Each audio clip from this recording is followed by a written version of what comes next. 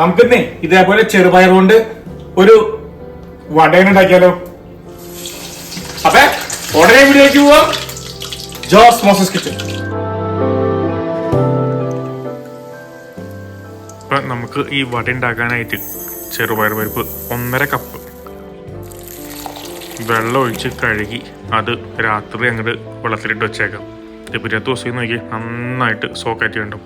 ഒരു 3 ടീസ്പൂൺ മാറ്റി വെച്ചിട്ട് ബാക്കിയുള്ളത് മിക്സിയുടെ ബ്ലെൻഡറിലേക്ക് ഇടാം. 1 ടീസ്പൂൺ ഉപ്പ്, പിന്നെ സബോള എരിഞ്ഞത്, 3 ചില്ലി നമ്മുടെ മുളക്, ഇച്ചിരി ഇഞ്ചി, കറിവേപ്പില, പെരിഞ്ജീരകം 1 ടീസ്പൂൺ, 1/2 ടീസ്പൂൺ ജീരകം. അത് മിക്സിയുടെ ബ്ലെൻഡറിൽ ഒന്ന് സൈഡൊക്കെ ഒന്ന് ഇളക്കി കൊടുത്ത് ഫൈനാക്കരുത്, ഒന്ന് ക്രഷ് ചെയ്ത് എടുക്കാം. അത് കഴിഞ്ഞത് അത് ബോളിലേക്ക് ഇടാം.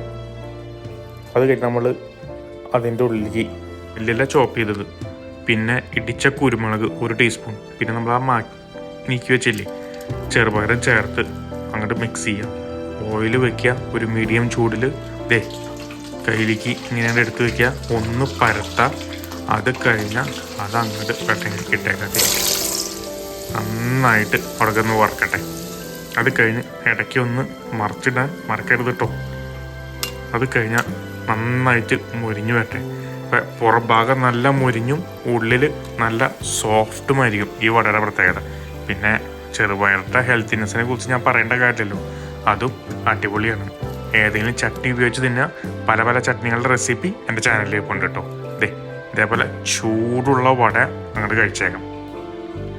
നമ്മുടെ വട റെഡി ആയിട്ടുണ്ട്, തിന്നോക്കാം.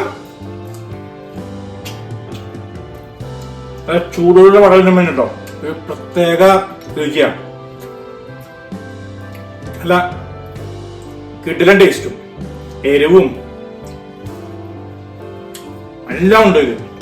അപ്പൊ നിങ്ങൾക്ക് ഇഷ്ടമായെങ്കിൽ ഒന്ന് ട്രൈ ചെയ്ത് നോക്കണേ. അത് കഴിഞ്ഞ് ഇഷ്ടമായാൽ ഒന്ന് ഉണ്ടാക്കി നോക്കുക, ഷെയർ ചെയ്യുക, കമന്റ് ചെയ്യുക, പിന്നെ എനിക്കൊരു സപ്പോർട്ട് എന്നെ ഒന്ന് സബ്സ്ക്രൈബ് ചെയ്തേക്കണേ. ബൈ.